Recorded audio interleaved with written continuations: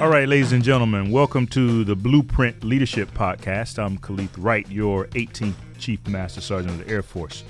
During this time, you'll hear from some of my friends and my favorite leaders. We'll discuss all things leadership.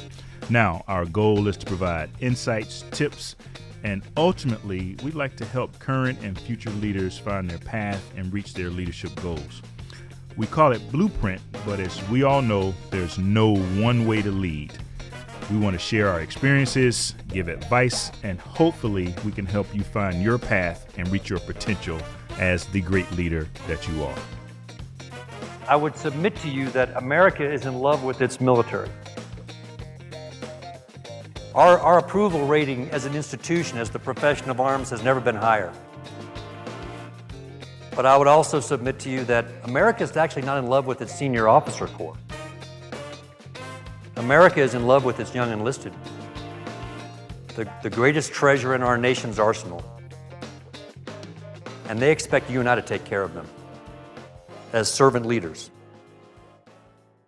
And ladies and gentlemen, our next guest is not just my boss, my wingman, and one of my best friends, but an overall fabulous leader in our United States Air Force. He is the 21st Chief of Staff of the entire United States Air Force, General David Goldfein. Sir, welcome to the show. Hey, Chief. Well, it's just an equal honor to be with the Chief Master Sergeant of the entire United States Air Force. So is there any particular experience that was really formative for you as a leader? You know, I've been blessed to have some incredible role models throughout my career. And I'm a believer that, you don't imitate, you emulate. You find the traits in the leaders that you admire and you try to emulate those. And it's equally important to take the examples of the leaders that you didn't particularly care for and learn those lessons as well. For me, I would say that some of the most formative experiences for me as a leader growing up through the ranks has been when I failed as a leader. And I believe that failure is actually part and parcel of any leadership experience. And if you're not failing, you ain't trying, because there's no way that we all get it exactly right. And for me, as I've gone back and sort of assessed, okay, what happened, what led to that bad decision, and what information was available that perhaps I didn't have or I didn't pick up on or didn't pay attention to, who was around that I could have talked to that could have helped me with that. For me, pretty common theme is that when my gut instincts have gone against the decision I've made because I thought somebody else had more information or was talked into something I knew in my gut was really the wrong way to go, it's been a bad decision every single time. So I've learned over the years to refine my gut instincts and that initial reaction you get. Malcolm Gladwell, wrote that book Blink, and one of the things he talks about in there is that initial. How do you refine that gut instinct reaction that you have, right, and learn to trust it over time? Because boy, when you go against your gut, danger, Will Robinson. Yeah, I know. I happen to be a kind of a gut leader myself, and you're right. It is challenging sometimes to find the right balance between having all the right information and kind of going with your gut. You talked about failure. You've created a culture in our Air Force that said, hey, it's okay to fail, be innovative, take risk, and make decisions. You've pushed authority down to the lowest level at the squadron. Do you think our leaders across the Air Force have embraced this idea that it's okay to fail? I'd start off by saying we have accomplished that together, and I think that's part of our brand a little bit, in terms of what we've tried to, because really one of the things that you and I have tried to focus on is trust. That we start the conversation based on the fact that we trust leaders in the Air Force to get after the business. And based on the fact that we trust them, we're very comfortable pushing decision authority, resources, exactly down where they're needed to do that. And hopefully, that trust goes two ways, right? That the force trusts us, to be taking the institution in the right direction. I think based on that foundation that we've set, we've been able to move the ball down the field in ways that you can't if you try to control things too much at the top. Think about it. How often have you and I said that, for many decisions that need to be made, we don't actually add value to the decision. We just add time, right? As people crawl through broken glass to finally get to us, to get a decision. And we ought to be only making decisions on things that only you and I can make. And everything else we ought to push down. I'm a 3D guy, right? Do, delegate, and delete, right? Do what only you can do. Delegate everything else. And sometimes select all delete is good for the soul. Right. I've developed that same philosophy just watching you, and it's really been a mini MBA or mini PhD in leadership for me, being able to watch you at Corona and with your peers and the way that you lead. So that's been it's been really good watching it. And I think as I travel across the Air Force, we get pretty good feedback. I think people like what we're doing, and I'm not quite sure that everyone has embraced the "it's okay to fail," but I think they trust us and they're trying to get after it. I've also watched you hire a lot of leaders, and I watched you manage the talent in the Air Force at the highest levels. What is it that you look for when you're hiring a leader? Like, what things are important to you from in terms of skills, abilities, characteristics? Yeah, so the first thing I'm always looking for is character, and that's pass-fail, because leadership is a gift, right? Like I said before, it's a gift that's given by those we're privileged to lead, and you have to re-earn that gift every day. And so as a servant leader, our airmen are wicked smart, and they will see through a say-do gap in us in a second, right? And so I'm first looking for individuals who live their life in a way that makes us all proud. And the other reason the character is so important is that American parents entrust their sons and daughters to us, and they expect us to take care of them. I often remind officer groups, especially as higher in ranks, I say, hey, let's just make sure that we're very clear on America right now has great trust and confidence in its military. But America is not in love, nor it should be, with its officer corps or its senior NCO corps. America expects us to take care of young airmen. That's who they're in love with, and that's who they should be in love with. So it starts and ends with me for character. And then after character, actually, I'm looking for growth. Is this an individual who actually has the potential to grow in the job? Or have they hit their glass ceiling? Are they an old dog that just can't learn too many new tricks? Have they sort of figured it all out? Because I don't know about you, but I ain't got it all figured out. I'm growing every day, in this job. And so once we stop growing, we stop learning. And once we stop learning, we stop listening. And, we always talk about together squinting with our ears out there. Part of that is making sure that we are listening to this force, paying attention to what matters to them, and not mirror imaging on what we think it's like for them, because that's what it was like for us. So for me, it's about character and growth. And so sometimes, we get it wrong, though, right? So what advice would you have for, the leader who initially looks for character, they look for growth, they look for competence or whatever is important to them, only to discover at later on that, hey, I think I selected the wrong person? What does it take to be able to move forward? People come to us with three attributes: skills, knowledge, and talent. Two of them are actually teachable. One of them is hardwiring. And so you can actually teach someone the right skills, and you can teach and give someone the right knowledge. You can't rewire their talent. And there's a couple of times where I failed terribly as a leader, because I thought by the power of my personality, and quite frankly, if I have to be honest, my ego, I thought, well, I can rewire this person for success. It never works, right? It's hardwiring, right? They're wired in a certain way. And what's tragic about that, when you keep somebody in the wrong position for too long, it's actually tragic for them, because deep down, they know it. they know that they're in a position that they're just not wired to succeed in. And so, for me, I try to first determine, okay, what's going on here? Is this a skills problem? Is this a knowledge problem? Or is this a talent problem? Or is this a hard wiring?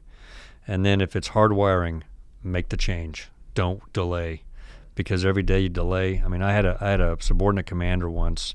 I just didn't particularly like the way he commanded. And but he only had 6 months left, and I was new in command, and I took the easy route, which was I didn't dig into it.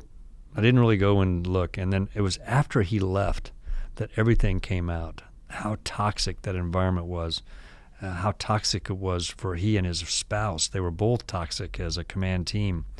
And for 6 months, that organization had to endure him. And guess whose fault that was?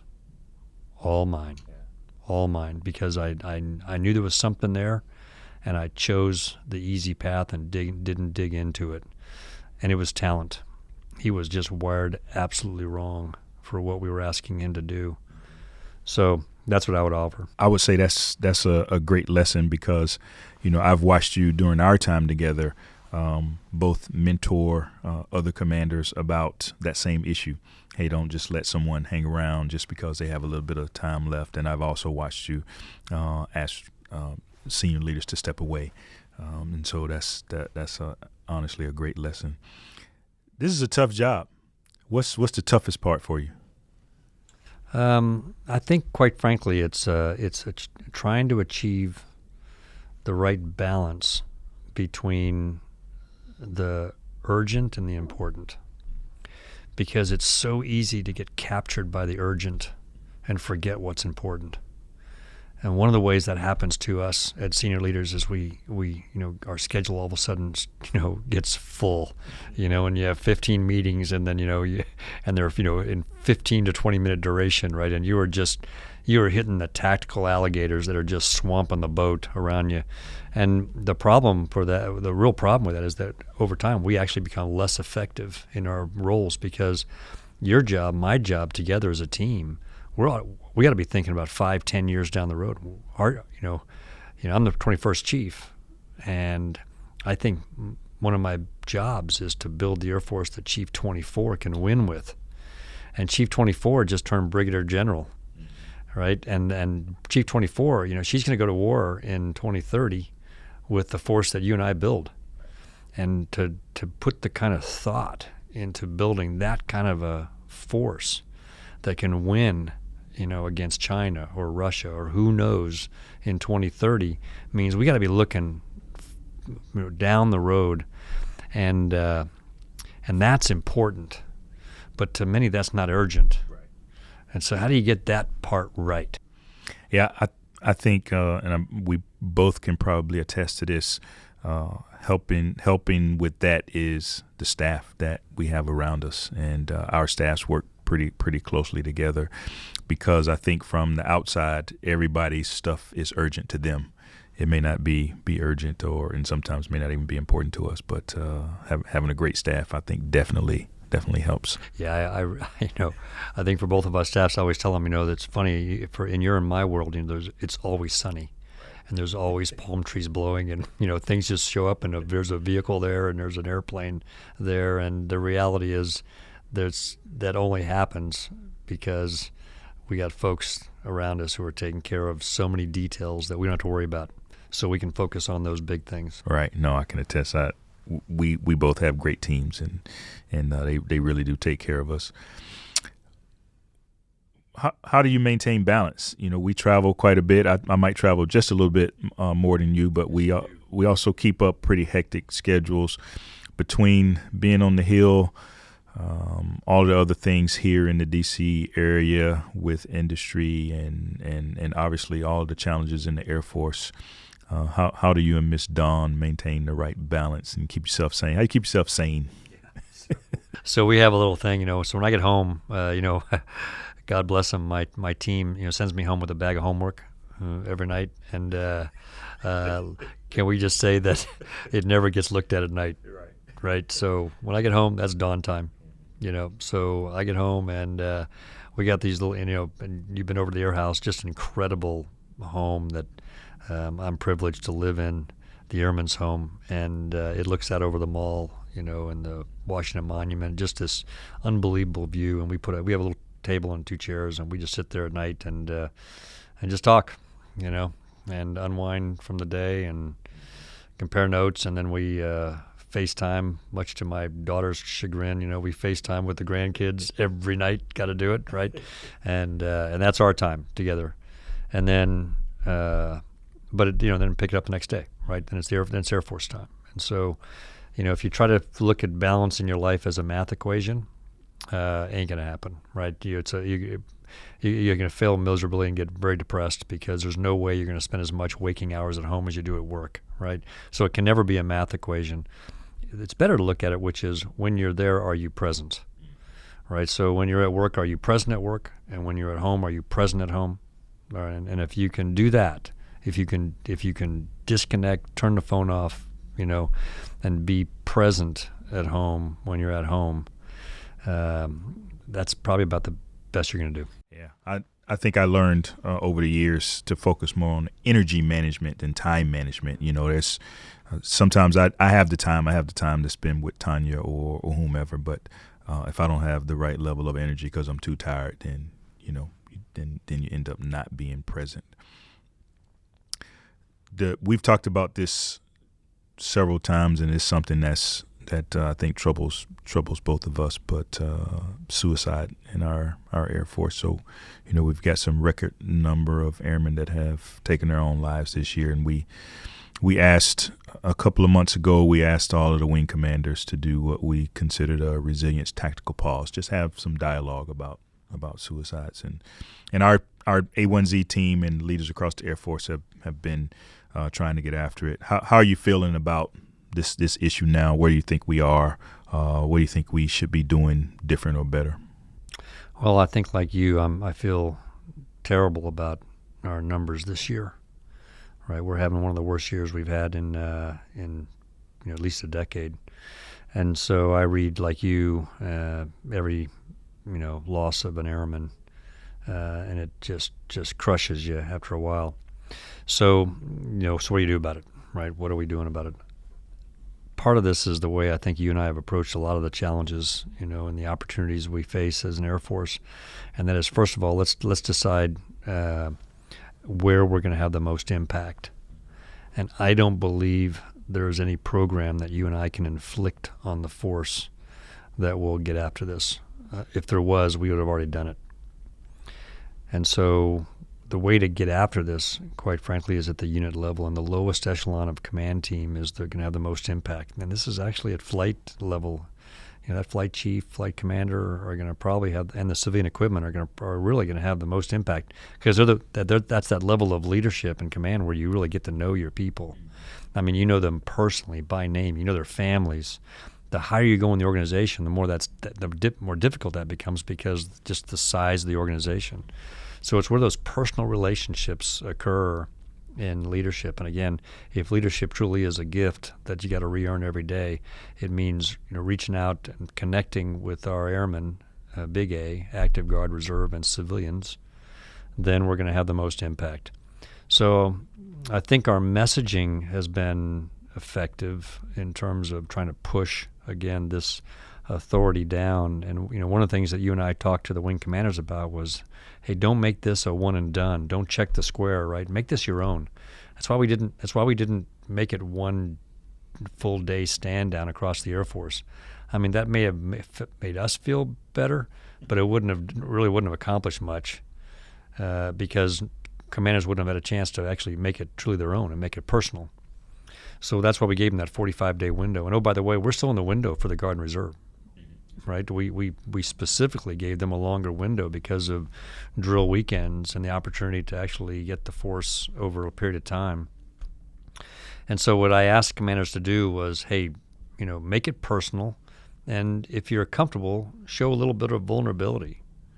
Sometimes airmen look at us and they think, my goodness, their lives are perfect. There's no challenges. And then that tends to become more of a burden on them, because it's okay, well, they're perfect. I mean, I think social media plays it in a way that can be negative. There's positive aspects, but there's a negative piece, which is that I forget what somebody told me. It was like the perfect Facebook, poor profile, right, where all the pictures are happy and everyone's, out there looking great. And if you're suffering from depression, if you're working through some challenges and issues, and the world around you looks happy and perfect, it can actually feed into that depression. And so we're going to get after this, one leader and one airman at a time. This is going to be just a continual full contact sport. I think one of the best things that has happened from us beginning this discussion is that more people are talking about it. More people are being vulnerable. More people are using social media. More people are actually revealing that, hey, that perfect Facebook page is actually not so perfect. Let me tell you how I'm really feeling.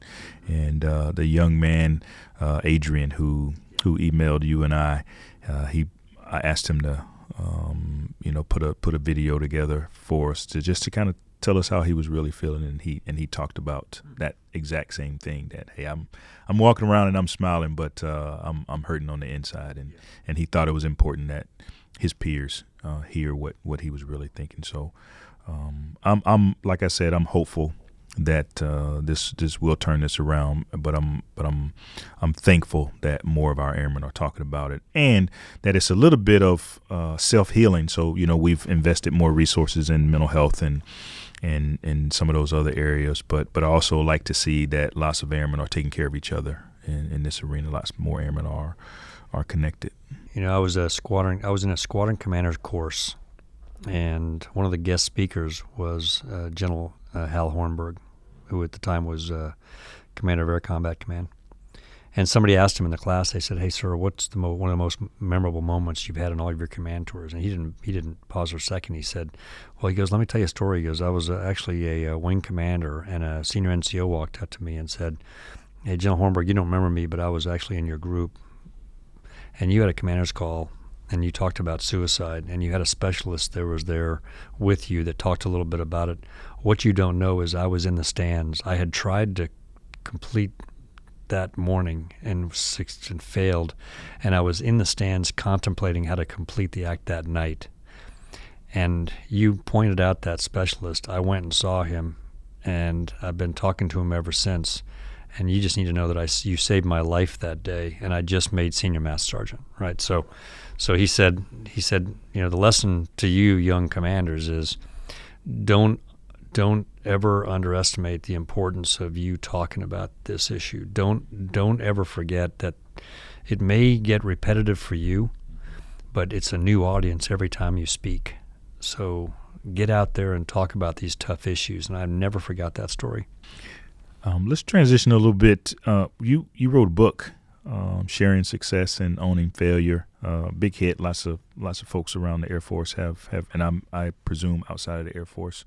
Can you talk about just that concept? I mean, you wrote about a lot of good things from your time as a wing commander and your time as a squadron commander, but just this concept of we should share success with our teammates and own the failures. How did you come to that as the title?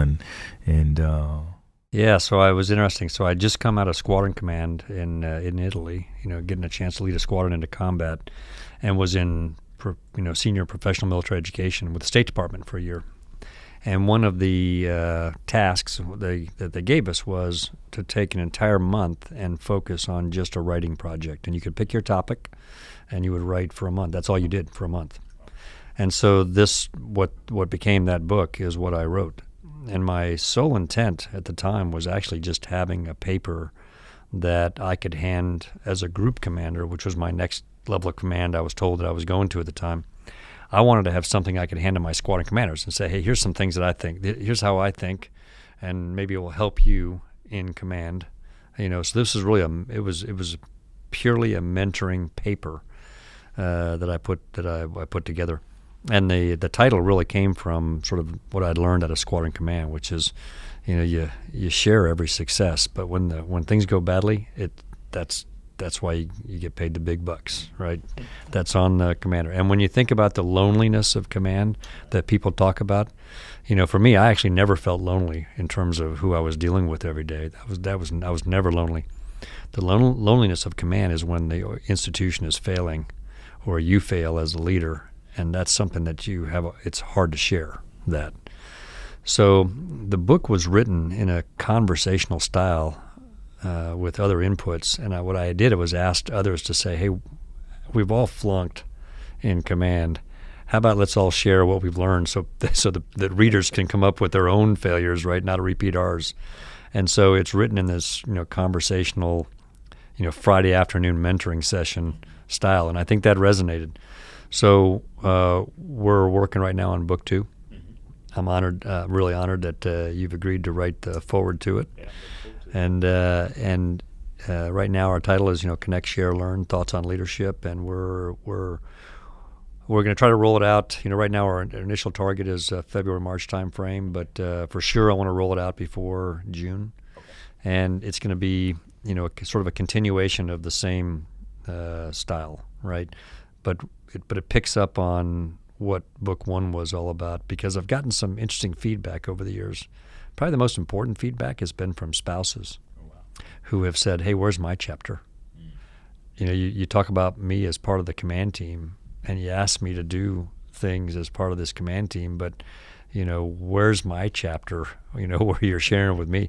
So Dawn and other spouses have actually contributed. So there's going to be a chapter, and threaded throughout the book is, okay, in this whole command team concept, what are some things we got to share with spouses as they go forward? So I'm excited about it. We're working hard on it, and I'm hoping to get her out before June. I'm looking forward to reading it. No pun intended, and looking forward to writing the forward. So you better have your team pencil in some book signing time for your last few months in the seat, because I know people will be excited to hear it. Lots of tough challenges in the world. Russia, China, Space Force, lots of things happening in your world. What keeps you up at night, boss? I always love, whenever I hear that question, I steal it, because I love the way Secretary Mattis answered it, right? He said, what was it? He said, nothing keeps me up at night. I keep everybody else up at night, right? I will tell you that I wouldn't say it keeps me up at night. I will tell you that I do think a lot about what I call a leader's mirror check. This is what you ought to be thinking about first thing in the morning when you look in the mirror, and last thing at night before you go to bed, right? And the question is every airman that we send into battle properly organized, trained, equipped, and well led, courageously led, so that they can get the nation's business done, and then when they return home to their families, we've taken care of them while they're gone. That to me is the essence of our moral obligation that we have in this gift called leadership. Right. And so what I wouldn't say I worry about it, but I focus on is that how do we ensure, how do you and I as the leaders of the institution, how do we ensure that we are preparing airmen to do the nation's business? And that's not necessarily always going forward. That's a big part of it. But we have folks right now that are standing the watch, guarding the nation in cyber. We have folks that are white now. I mean, we provide GPS for the world, and we have folks that are guarding the nation, standing the watch.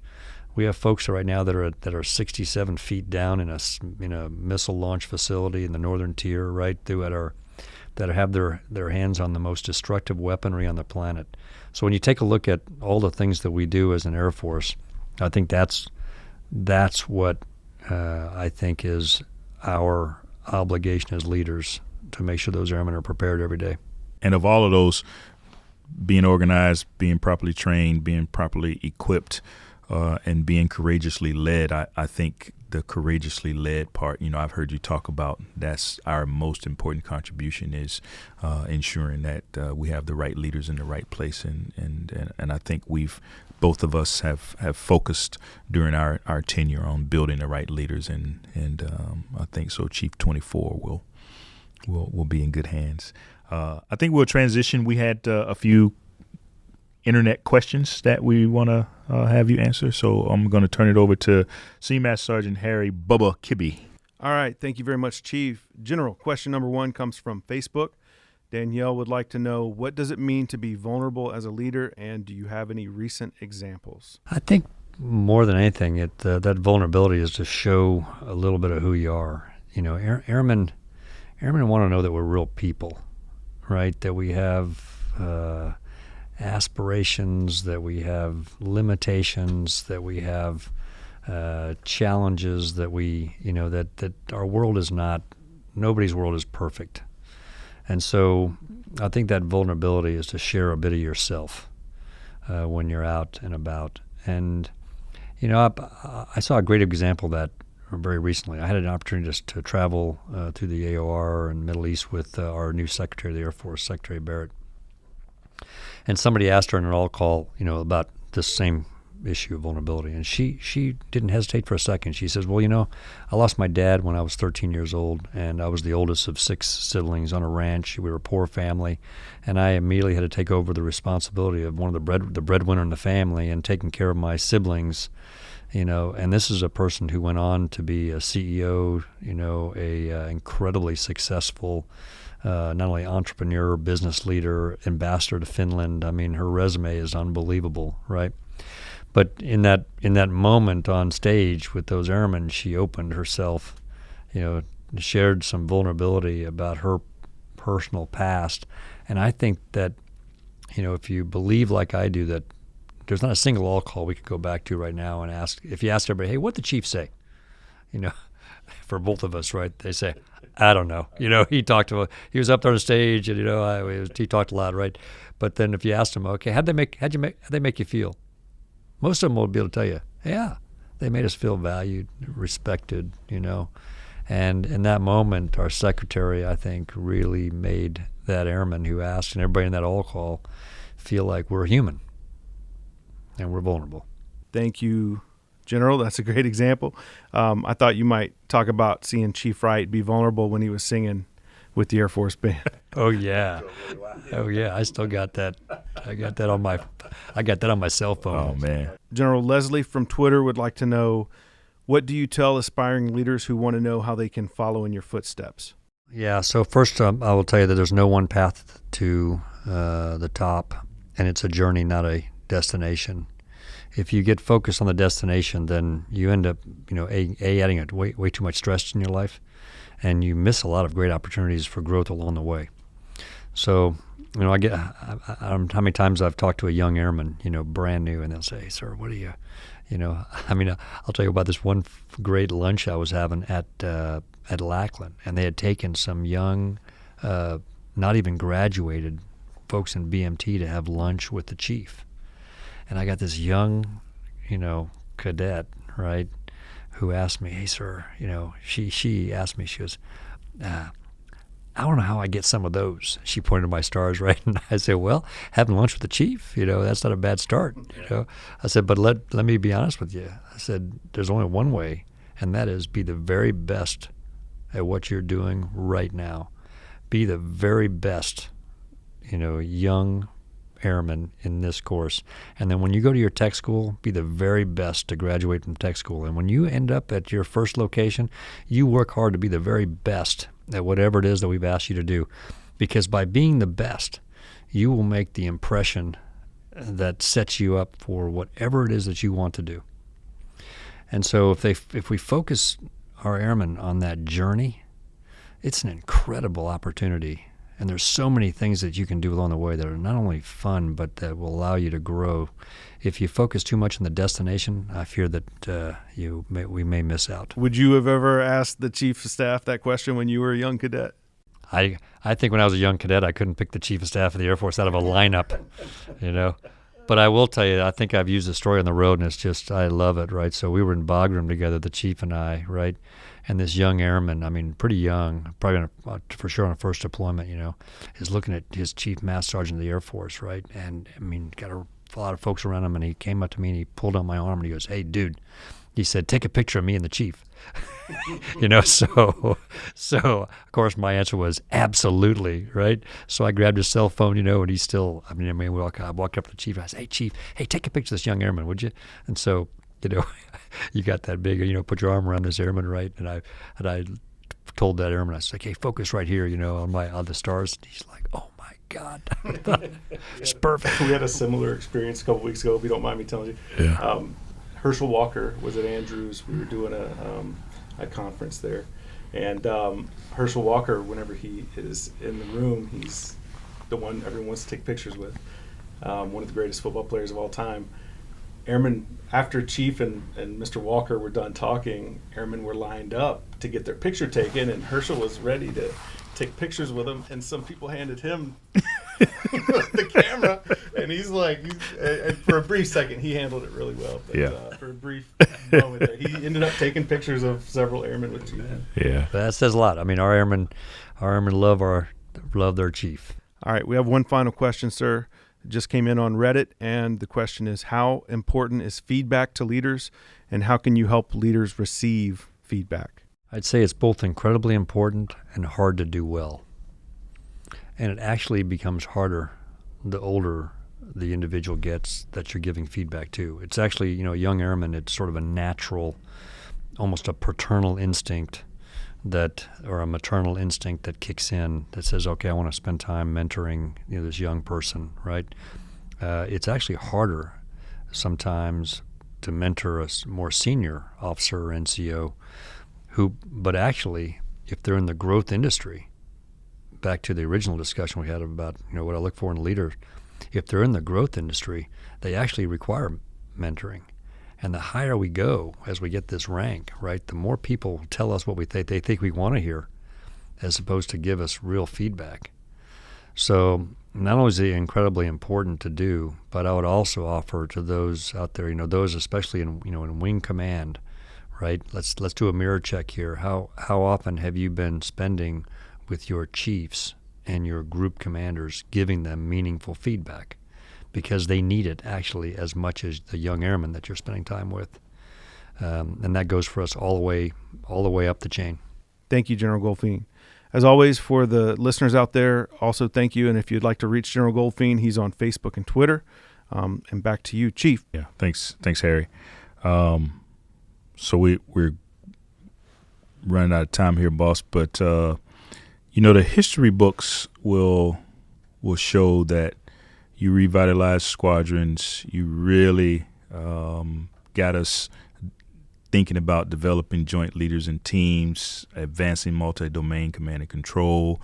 You brought in AFWIC, Air Force Warfighting Integration Center. You've revamped the officer evaluation system. You've done a lot of great things for our airmen and Air Force. What do you want your legacy to be? What do you want people to remember you for? Yeah. So first, I'll push back a little bit, and with because I've learned over the years, right, when I've been mentored by chiefs, right, which has been some of the best mentoring I've ever gotten. They always start with all due respect, right? Then something good's coming, right? So I'll just start off by saying everywhere you just said we got to turn into we, right?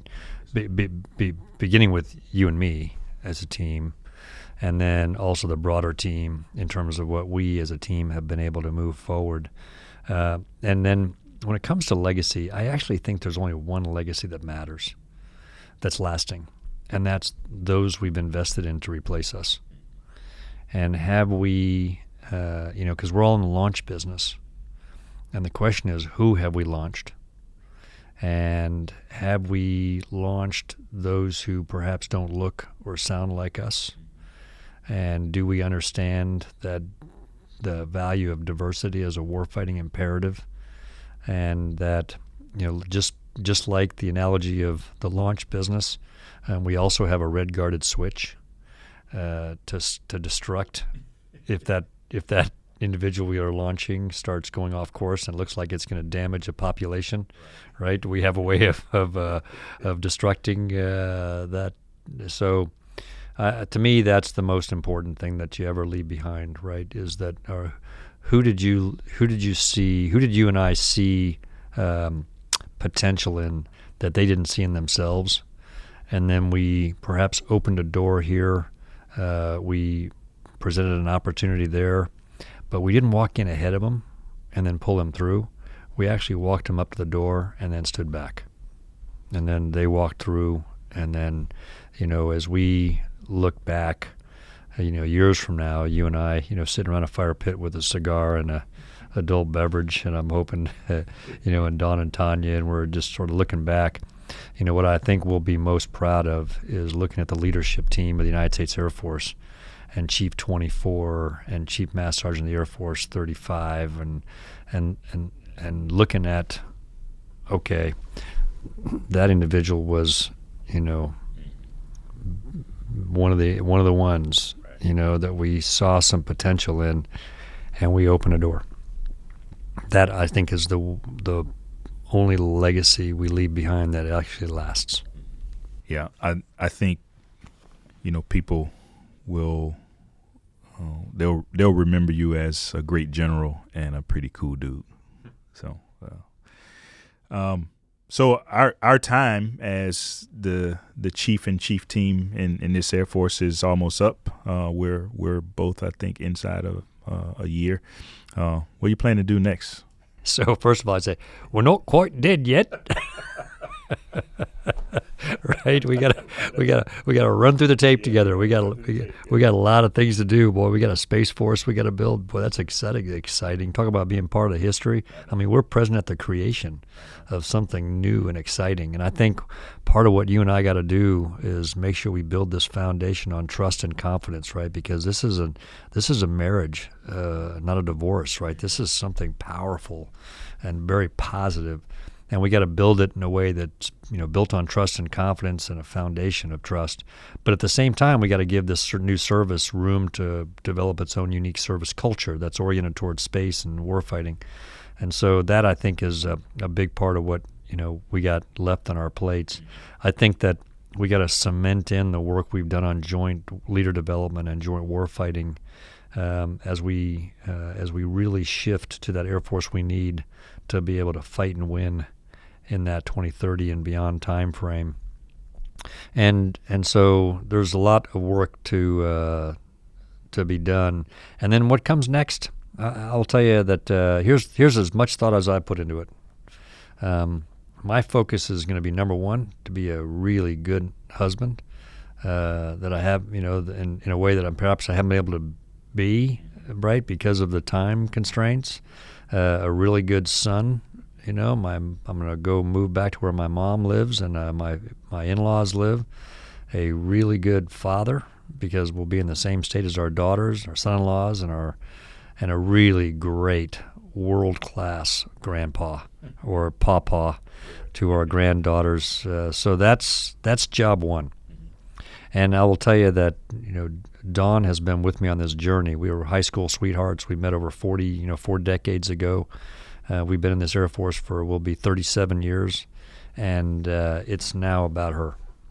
And so we're going to go live exactly where she wants to live, in a house that she wants to live in. And I've told her I have very few requirements from here on out. So I look forward to the next chapter. It's still so far out for me that we got miles to go. Yes, between now and June, and for sure can't let up on the gas. Well, I'll keep my eyes on that plot of land next to yours in San Antonio. So, yeah. Okay. Any final thoughts for our listeners, boss? No, actually, I would just say this: that of all of the leadership, of all of the personnel decisions I made as chief, the most important one I made was selecting you as Chief Master Sergeant of the Air Force. And when you get that right, between an officer and a NCO, a general and a chief, man, it's magic and it's poetry, And this has been perhaps one of the funnest part of the journey is being able to do this with you and with Tanya. And I just feel blessed every day that we get a chance to work together. Yes, sir. Thank you. We definitely appreciate the support and the friendship. We've had a lot of great times, a lot of great laughs. So thank you. Well, thanks again, sir, for being a great guest and taking the time out to talk about some important leadership topics. I'm sure our airmen really appreciate it. This has been a lot of fun, but I know you have some things to get back to, and so do I. Let me just take a minute to thank the SAF PA team. Harry and Tony and Sergeant Shinzato and Sergeant Walters, Joe, and everybody that helped out with the podcast. And lastly, let me thank all of our current and future leaders out there who are trying to become the best leaders that they can be. If you want to find out more about what we're doing in the Office of the Chief Master Sergeant of the Air Force, check out Facebook, Instagram, or Twitter. This has been your Blueprint Leadership Podcast. I'm Chief Master Sergeant K. Wright. Thanks for listening. And always remember, if better is possible, good is never enough. And you are your greatest competition.